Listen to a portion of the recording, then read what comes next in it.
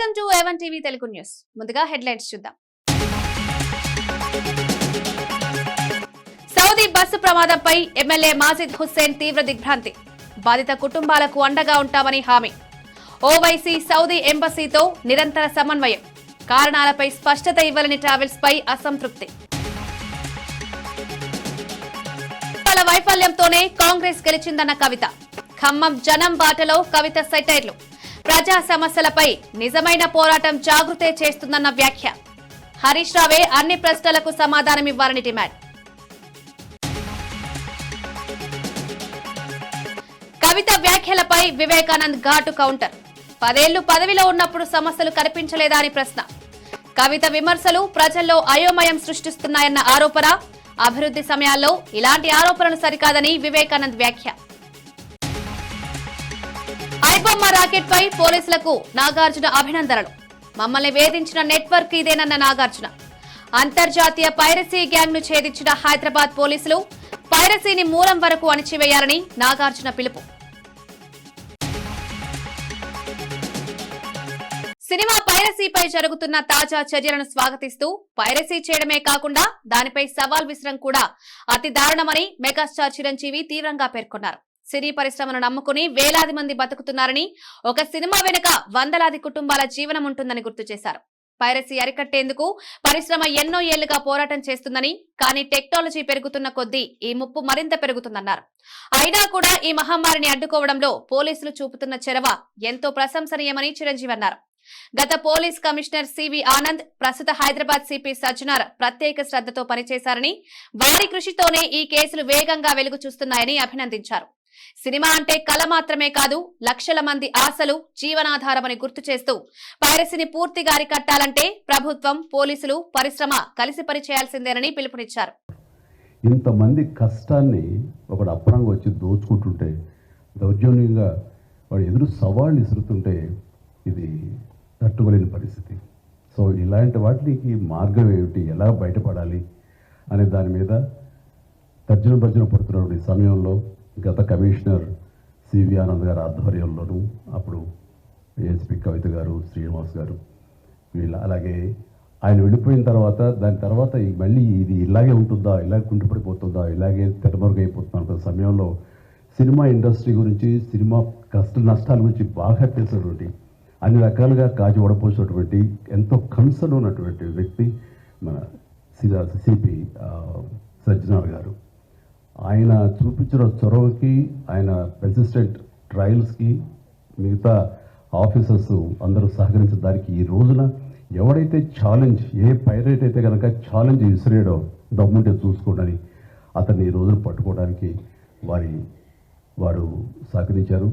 అది వారి మనస్ఫూర్తిగా వారికి సహకరించిన ఆఫీసర్స్ని, కవిత గారిని, శ్రీనివాస్ గారిని, ఇతర మహేష్, సిఏఎల్ని వాళ్ళందరూ కూడా మనస్ఫూర్తిగా పరిశ్రమ తరపు నుంచి, నా తరపు నుంచి నా అభినందనలు, ధన్యవాదాలు మనస్ఫూర్తిగా తెలియజేస్తున్న సందర్భంగా. ఐబొమ్మ పైరసీ రాకెట్ ను ఛేదించిన హైదరాబాద్ పోలీసులకు హీరో నాగార్జున ప్రత్యేకంగా అభినందనలు తెలిపారు. చెన్నై నుంచి ఓ మిత్రుడు ఫోన్ చేసి మేం చేయలేనిది హైదరాబాద్ లో చేశారని చెప్పిన మాటలు తనకు గర్వంగా అనిపించాయన్నారు. ఐబొమ్మ వెనుక ఒక పెద్ద అంతర్జాతీయ నెట్వర్క్ పనిచేస్తోందని, ఇది చిన్న స్థాయి నేరం కాదని ఆయన స్పష్టం చేశారు.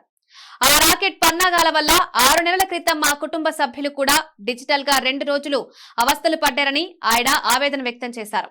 పైరసీ వల్ల కళాకారులు, టెక్నీషియన్లు, సినిమా కార్మికులు తీవ్రంగా నష్టపోతున్నారని, ఈ సమస్య సినిమా రంగానికి మహాముప్పుగా మారిందన్నారు. హైదరాబాద్ సిటీ పోలీసులు చూపించిన పట్టుదల, వేగవంతంపైన దర్యాప్తు, అంతర్జాతీయ స్థాయిలో చేసిన ట్రాకింగ్ మొత్తం సినీ పరిశ్రమకు ఆత్మవిశ్వాసం ఇచ్చిందన్నారు నాగార్జున. ఇటువంటి రాకెట్లను మూలం వరకు వెంబడించి పూర్తిగా అణిచివేయాలని కోరారు. ఫోన్ చేసి ఇక్కడ చేయలేంది మీరు చేశారు అక్కడ అని. So let me really congratulate the whole team of the Telangana police. And Rajamouli గారు అన్నట్టు, చిరంజీవి గారు అన్నట్టు, ముందు సజ్జనార్ గారు అన్నట్టు, జస్ట్ కేవలం ఒక 20 కోట్ల కోసం కాదు వీళ్ళు చేసేది. దీని వెనకాల చాలా పెద్ద international racket is there and international fraud is there. 50 lakh subscribers annaru Sajjanar garu. So వాళ్ళ personal data is completely exposed వీళ్ళకి. ఐ రిమెంబర్ మా ఇంట్లో కూడా, మా ఫ్యామిలీలో కూడా just about 6 months back 7 months back ఇదే జరిగింది. ఆల్మోస్ట్ ఇంట్లో ఫ్యామిలీ మెంబర్ని ఒక డిజిటల్ అరెస్ట్లో ఆల్మోస్ట్ 2 days పెట్టారు. ఇదే సేమ్ ఒక ఆర్గనైజేషన్ ఇస్ డన్ సో, వాళ్ళు ట్రాక్ చేస్తారు, వీక్నెస్ చూసుకుంటారు, ఎలా పట్టుకోవాలి, వీళ్ళని ఎలా చేయాలి అని చేసి, and they have all the details, credit card account details, everything. And కేవలం మనం తెలియకుండా ఏదో ఒక వెబ్సైట్ ఏదో దొరికింది, ఇది ఇంట్రెస్టింగ్గా ఉందని చెప్పి వెళతాం. ఇది సినిమాలు చూపించడం అనేది it is a big trap. అది వాళ్ళకేదో మీకు ఫ్రీగా సినిమాలు చూపించాలని కాదు, వాళ్ళకి దీని వెనకాల చాలా పెద్ద ప్లాన్ ఉంది. To make thousands of crores. This 20 crores అన్న సజ్జనార్ గారు అన్నది is a very small amount వాళ్ళకి. అండ్ 3 కోట్లు దొరికిందన్నారు, నాకు తెలిసి వాళ్ళకి జస్ట్ చేంజ్ అది. సో అండ్ నేను ఇంట్లో అప్పుడు మా family member had to approach the police.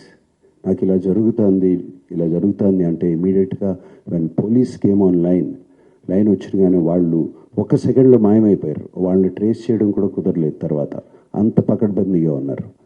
So ఇలా ఫ్రీగా నథింగ్ ఈజ్ ఫ్రీ, రాజమౌళి గారు అన్నట్టు nothing is free. And piracy is illegal, Sajjanar గారు అన్నట్టు. So please take in to mind, take in to caution, ఇవన్నీ చూసుకోండి. అండ్ మీరు ఏదో ఫ్రీగా సినిమా చూస్తున్నారని మాత్రం అనుకోవద్దు, దాని వెనకాల చాలా పెద్ద ప్లాన్స్ ఉన్నాయి. అవి మాత్రం గమనించండి, కేర్ఫుల్గా ఉండండి. And once again I thank the whole team and thank you sir, God bless. దర్శకుడు రాజమౌళి పైరసీ ప్రమాదాలపై కీలక వ్యాఖ్యలు చేశారు. పైరసీ వల్ల మాకంటే ఎక్కువగా అమాయక ప్రజలకే నష్టం జరుగుతోందని స్పష్టం చేశారు.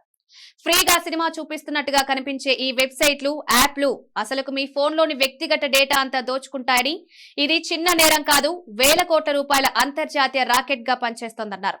ఏదీ మనకు ఉచితంగా రాదు, ఉచితమనొస్తే దాని వెనుక తప్పకుండా ఏదో స్కామ్ ఉంటుందని రాజమౌళి హెచ్చరించారు. పైరసీని ప్రోత్సహించడం అంటే నేరానికి సహకరించడమేనని, కళాకారులు, టెక్నీషియన్లు, రోజువారీ కార్మికుల జీవనాధారంపై దెబ్బ పడుతుందని వెల్లడించారు. ప్రేక్షకులను ఉద్దేశించి దయచేసి పైరసీకి దూరంగా ఉండండి, థియేటర్లలో లేదా ఒరిజినల్ ప్లాట్ఫామ్స్ లో సినిమా చూడండి అని విజ్ఞప్తి చేశారు. దానికంతా ఆ డబ్బంతా ఎక్కడి నుంచి వస్తుందండి? మా దగ్గర నుంచి రావట్లేదు డబ్బు. మా సినిమా పైరసీ చేయబడుతుంది, దాని ద్వారా నష్టపోతున్నాం తప్ప మేమేం వాళ్ళకి డబ్బులు ఇవ్వట్లేదు. సో డబ్బు ఎవరు ఇస్తున్నారు వాళ్ళకి? అదంతా రన్ చేయడానికి మీరే ఇస్తున్నారు.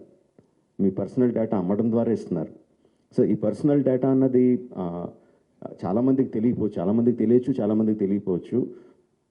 సింపుల్ థింగ్, మీ పేరు, మీ ఫోన్ నెంబరు, ఆర్ మీ పేరు, మీ ఆధార్ కార్డ్ నెంబరు, ఆర్ మీ పేరు, ఆర్ మీ జస్ట్ మీ ఈమెయిల్ ఐడి, ఈ మాత్రం ఇన్ఫర్మేషన్ ఉంటే చాలండి సైబర్ క్రైమ్ కమిట్ చేయడానికి. అంటే అది ఒక రకం కాదు, అది కొన్ని వందల వేల రకాలుగా వాళ్ళు మీ ఇన్ఫర్మేషన్ని క్రిమినల్స్కి అమ్ముతున్నారు. మీ దగ్గర నుంచి మీరు తీసుకోవడానికి జస్ట్ మీ పేరు, ఫోన్ నెంబర్ ఎంటర్ చేస్తే సరిపోద్ది అనుకుంటున్నారు. బట్ ఆ ఇన్ఫర్మేషన్ని వాళ్ళు క్రిమినల్స్కి అమ్ముతున్నారు. ఆ క్రిమినల్స్ చేసే సైబర్ క్రైమ్స్ దాని మూలంగా ఎఫెక్ట్ అయినాయి. ఎన్నోసార్లు ఎన్నో రకాలుగా వీడియోస్లో చూపిస్తున్నాం.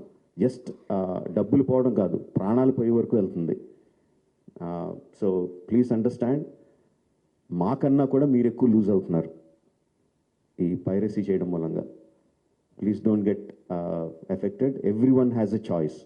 కొన్ని వందల రూపాయలు పెట్టి సినిమా థియేటర్కి వెళ్ళి చూడడం ఒకటి, సంవత్సరానికి కొన్ని వందల రూపాయలు పెట్టి నెట్ఫ్లిక్స్ లాంటి లెజిటిమేట్ సైట్స్ని సబ్స్క్రిప్షన్ తీసుకొని సినిమా చూడడం ఒకటి, ఫ్రీగా ఈ పైరసీ సినిమాల్లో పైరసీ సైట్లో చూడడం ఒకటి.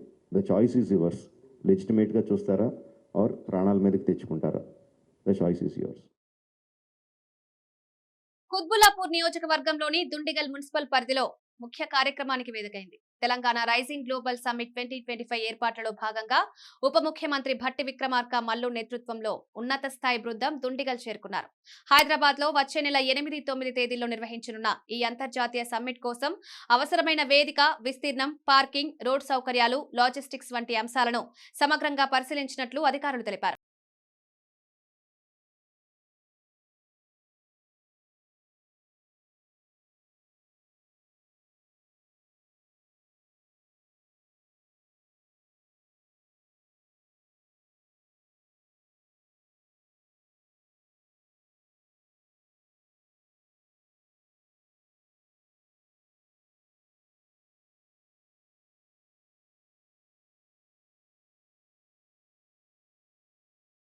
దేశంలో ఓటు చోరీ ఎలా జరుగుతుందో రాహుల్ గాంధీ స్పష్టమైన ఆధారాలతో నిరూపించారని మంత్రి పొన్నం ప్రభాకర్ తెలిపారు.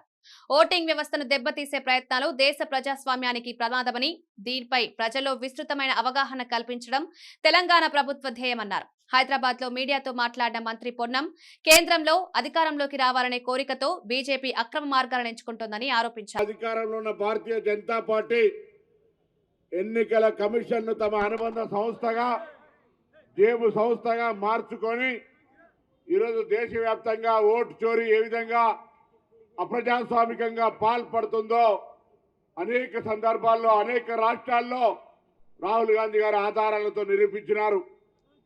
అయినప్పటికీ కూడా దున్నపోతు మీద వానబడినట్టుగా భారతీయ జనతా పార్టీకి సంబంధించి నాయకత్వం ప్రజాస్వామ్యాన్ని కాపాడాలనేటువంటి ఆలోచన వైపు కూడా చూడకుండా ఎంతసేపు అధికారంలోకి రావడానికి వీలున్నన్ని అక్రమ మార్గాలను తొక్కుతూ ప్రజాస్వామ్యాన్ని కూని చేస్తూ ఓటర్లకు సంబంధించినటువంటి అనేకమైనటువంటి తొలగింపులకు లేదా ఇతరత్ర అక్రమాలకు పాల్పడుతున్నటువంటి పరిస్థితి చూస్తా ఉన్నాం. తెలంగాణ రాష్ట్రంలో ఇచ్చేటువంటి ఓటు చోరీ వ్యతిరేకంగా ప్రజలకు అవగాహన కల్పించడం కానీ, ప్రభుత్వ విధానాలను ఊరూరికి తీసుకుపోవడానికి సంబంధించి కానీ మన బాధ్యతగా మన కార్యక్రమం నిర్వహించాలని సందర్భంగా కోరుతూ మరొకసారి మీ అందరికీ ఇటు ఓటు చోరీ కార్యక్రమంలో పాల్పంచుకుంటున్న అందరికీ కూడా అభినందనలు. కుత్బుల్లాపూర్ ఎమ్మెల్యే కేపీ వివేకానంద్ తెలంగాణ జాగృతి అధ్యక్షురాలు కవితపై తీవ్ర వ్యాఖ్యలు చేశారు. గత 10 సంవత్సరాలుగా కవిత ఎంపీగా, ఎమ్మెల్సీగా పదవులు అనుభవించినప్పుడు కనిపించని సమస్యలు ఇప్పుడెందుకు కనిపిస్తున్నాయని ప్రశ్నించారు. తెలంగాణ భవన్ లో మీడియాతో మాట్లాడుతూ ఆమె చేస్తున్న విమర్శల వెనుక ఉద్దేశం ఏంటో స్పష్టంగా చెప్పాలని డిమాండ్ చేశారు.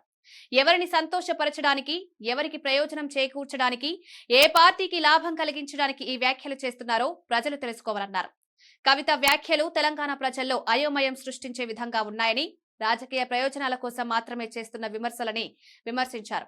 వివేకానంద్ మాట్లాడుతూ రాష్ట్ర అభివృద్ధికి ముఖ్యమంత్రి రేవంత్ రెడ్డి ప్రభుత్వం కృషి చేస్తున్న ఈ సమయంలో ఇలాంటి ఆరోపణలు చేయడం సరికాదని సూచించారు. 1 కాదు 2 కాదు, రాష్ట్రం ఇంకా 2 సంవత్సరాల పాలన కూడా పూర్తి కాలేదు. రేపో మాపో ఎప్పుడో సంబరాలు చేసుకోవడానికి కూడా ఆడిటోరియంలు వెతుక్కుంటున్నారు. కానీ 2 సంవత్సరాల పూర్తి కాకముందే ఎన్ని కాంట్రాక్టులో చూడండి.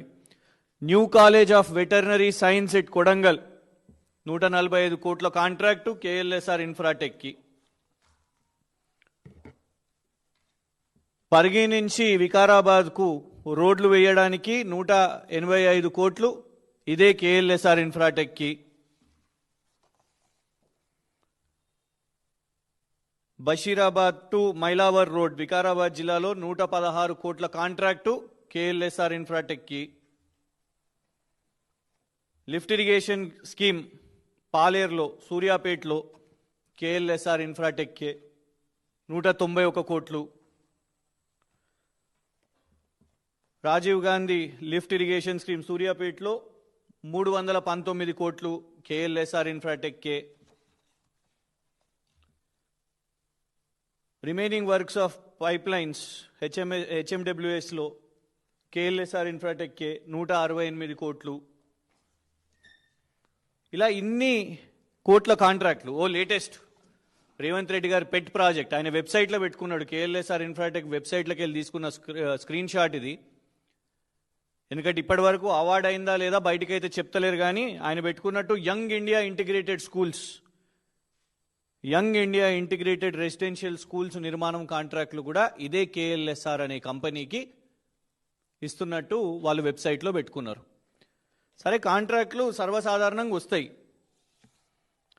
ఇవి మేము సూర్యాపేట్కి, కోదాడికి, సంగారెడ్డికి రాసిన ఆర్టీఐ ప్రశ్నలు. ఈ కేఎల్ఎస్ఆర్ ఇన్ఫ్రాటెక్ కంపెనీకి మీరు ఇచ్చిరు కదా, వాళ్ళ ఆర్థిక లావాదేవీల సంగతి ఏంటిది, వాళ్ళ ఫైనాన్షియల్ స్టెబిలిటీ ఏంటిది, వాళ్లకు ఏ బేసిస్కి ఇచ్చినారు మీరు, ఈ కంపెనీ ఏమన్నా దివాలా తీసిందా, ఇన్సాల్వెన్సీ కేసు ఏమన్నా నడుస్తుందా అని మేము ఆర్టీఐ ద్వారా పలానా అధికారులను, roads and buildings department, irrigation department వాళ్ళను అడగడం జరిగింది. అడిగితే వచ్చిన రిప్లైస్ ఇవి. కొందరేమో మేము సమాచారం ఇవ్వలేము అని. No representation or clarification has been submitted by KLSR Infratech. వాళ్ళు ఏమి ఎలాంటి సమాచారం ఇవ్వలేదని. ఒకళ్ళేమో సంగారెడ్డి నుంచి వచ్చిన రిప్లై, వాళ్ళు ఈ కాపీ మెయిల్ చేశారు. వాళ్ళ చార్టెడ్ అకౌంటెంట్, కేఎల్ఎస్ఆర్ ఇన్ఫ్రాటెక్ యొక్క సంస్థ చార్టెడ్ అకౌంటెంట్. వాళ్ళు అందులో ఏం చెప్పిండ్రు అని అంటే 2014 నుంచి 2025 వరకు వీళ్ళ కంపెనీకి ఎలాంటి ఇన్సాల్వెన్సీ అండ్ బ్యాంక్రప్సీ కోడ్ కేసులు లేవు, ఎలాంటి కేసులు అయితే లేవు అని వాళ్ళు చెప్పడం జరిగింది. ఎందుకు ప్రధానంగా ఇవాళ ఇది పెడుతున్నాము అంటే 2 రోజుల క్రితం 14 నవంబర్ 2025 గౌరవ సుప్రీంకోర్టు ఒక కేసును తీసుకోవడం జరిగింది. చెన్నై నుంచి ఆ కేసుని ట్రాన్స్ఫర్ చేసి సుప్రీంకోర్టుకు ఆ కేసు తీసుకోవడం జరిగింది. ఆ కేసు ఏదో కాదు, దేశంలో సంచలనం సృష్టించిన కేసు. ఒక జడ్జి గారు నేషనల్ కంపెనీ లా ట్రిబ్యునల్ సంబంధించిన చెన్నైలో జడ్జి గారు, నేను ఈ కేసును ఎలాంటి తీర్పు ఇవ్వను, ఎందుకంటే ఒక కంపెనీకి ఫేవరబుల్గా ఆర్డర్ ఇవ్వాలి, తీర్పు ఇవ్వాలని నాకు పైనున్న జడ్జిల నుంచి నాకు ఒత్తిడి వస్తున్నది అని చెప్పి ఆ జడ్జి గారు తప్పు. బీఆర్ఎస్ నాయకుడు మన్నే కృష్ణాంక్ నెల్లూరు ఆధారిత కేఎల్ఎస్ఆర్ ఇన్ఫ్రాస్ట్రక్చర్ కంపెనీపై సీఎం రేవంత్ రెడ్డికి ఎందుకింత ప్రత్యేక ప్రేమ ఉందో స్పష్టతనివ్వాలని డిమాండ్ చేశారు. తెలంగాణ భవన్ లో మీడియాతో మాట్లాడుతూ చెన్నై కోర్టులో ఈ కంపెనీ కేసు విచారణ జరుగుతున్న సమయంలో జడ్జిపై ఒత్తిడి తెచ్చి అనుకూల తీర్పునివ్వాలని ప్రయత్నించారని తీవ్రమైన ఆరోపణలు చేశారు. అంతటి ఒత్తిడిని ఎవరు తీసుకొచ్చారు, ఎవరి ప్రభావంతో జడ్జి ఆ కేసును వదిలేయాల్సి వచ్చింది అనే ప్రశ్నలు కృష్ణాంక్ ఎదురుపెట్టారు. ఇది సాధారణ విషయం కాదని, ప్రజల ముందు నిజాలు వెల్లడించాల్సిన బాధ్యత ముఖ్యమంత్రిదేనని వ్యాఖ్యానించారు. రాష్ట్ర ప్రయోజనాల పేరుతో వ్యవహరిస్తున్నామనే పేరుతో కొన్ని కంపెనీలకు అనుకూల వ్యవహారం జరగడం ప్రజాస్వామ్యానికి మంచిది కాదని కృష్ణాంక్ విమర్శించారు.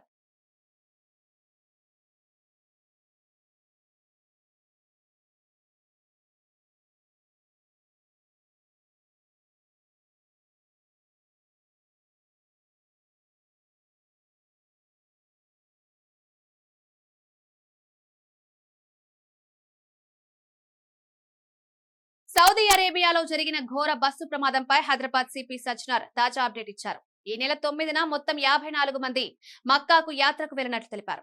వారిలో 4 మక్కాలోనే ఉండగా మరో 4 కారులో మదీనాకు చేరుకున్నారని చెప్పారు. మిగతా 46 మంది బస్సులో ప్రయాణిస్తుండగా మదీనాకు సుమారు 20 కిలోమీటర్ల దూరంలో ప్రమాదం సంభవించిందన్నారు. దురదృష్టవశాత్తు బస్సులో ఉన్న 46 మందిలో 45 మంది అక్కడికక్కడే మృతి చెందారని, మహమ్మద్ అబ్దుల్ షోయబ్ అనే వ్యక్తి ఒక్కరే ప్రాణాలతో బయటపడ్డారని సిపి వెల్లడించారు. ఈ యాత్రికులు నవంబర్ 23న హైదరాబాద్ కు తిరిగి రావాల్సి ఉందన్నారు. ప్రస్తుతం సౌదీ అధికారులు భారత కాన్సులేట్ తో సమన్వయం చేసి మరణించిన వారి వివరాలు సేకరిస్తున్నామన్నారు. వాళ్ళు ఉండిపోయారు. ఇంకా 46 మంది ఆ బస్సులో ప్రయాణం చేశారు.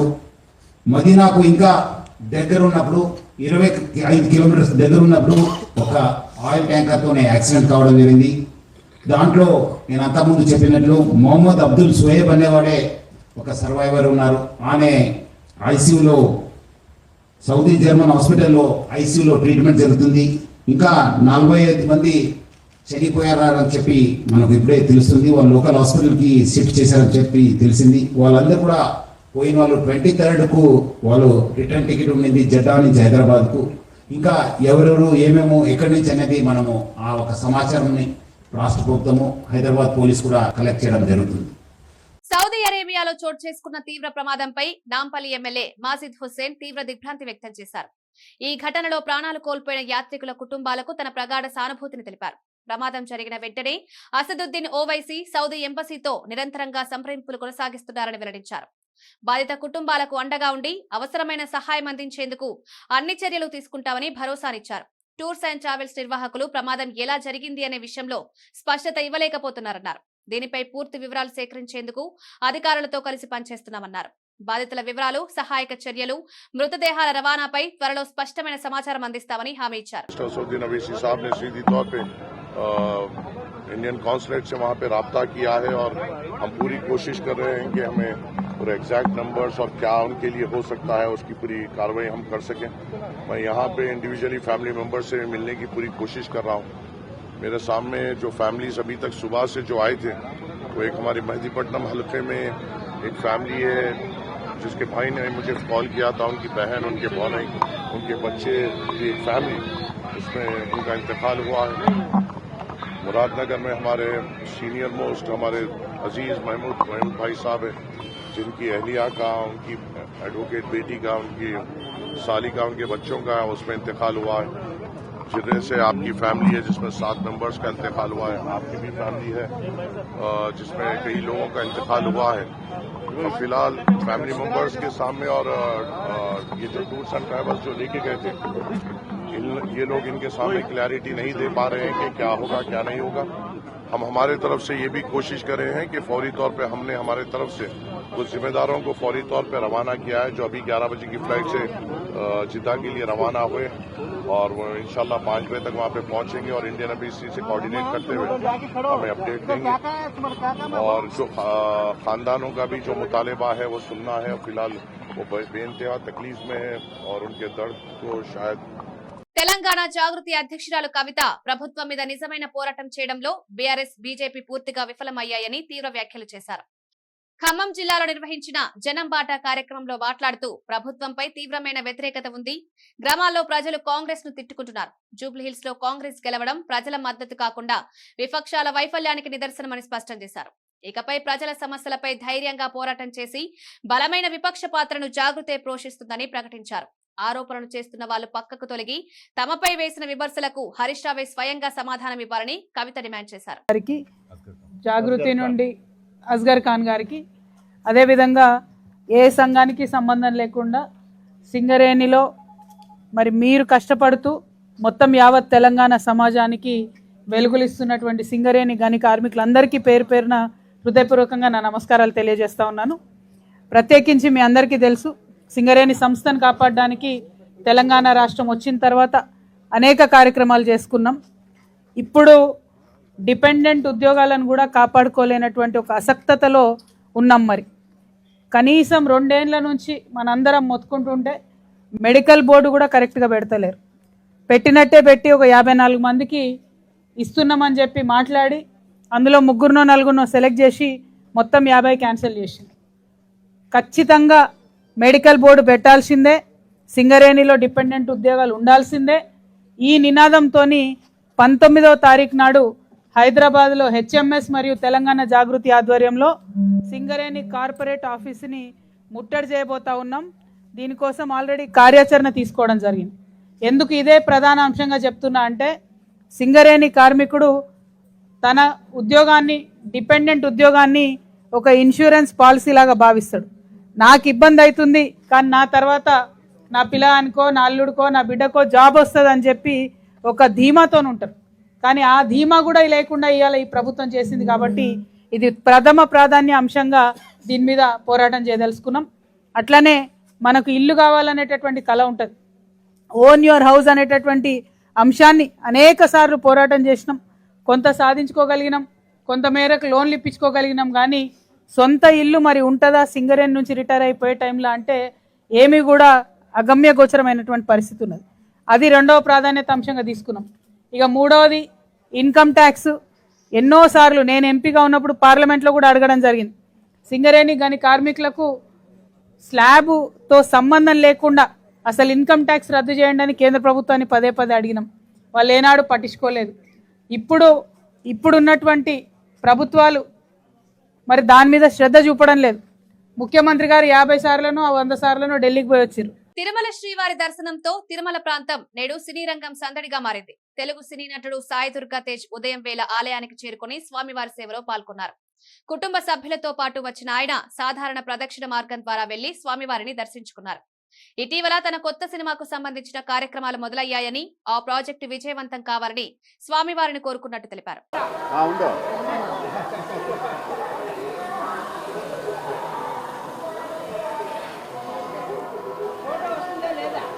ఫోటో వస్తుంది, మీకు లేట్గా వస్తుంది.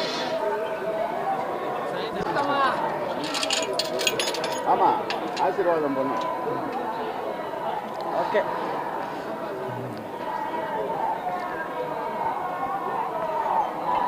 చూసి కింద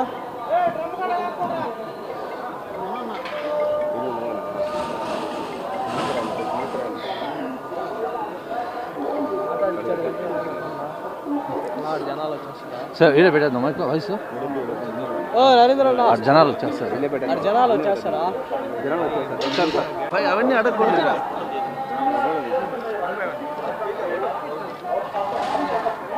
బాబా మీరంతా కొద్దిగా జరిగితే నేను తీసుకుంటాను ఏం తిరగండి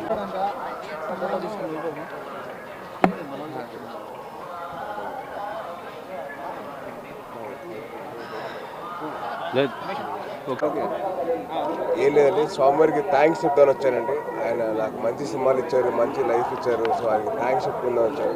ఆయనకి కృతజ్ఞత చెప్పుకొని మరి మళ్ళీ మాకు మంచి జీవితం రావాలి అండ్ అలాగే కొత్త సంవత్సరం వస్తుంది. సో ఆయనకి బ్లెస్సింగ్స్ తీసుకుందాం వచ్చానండి.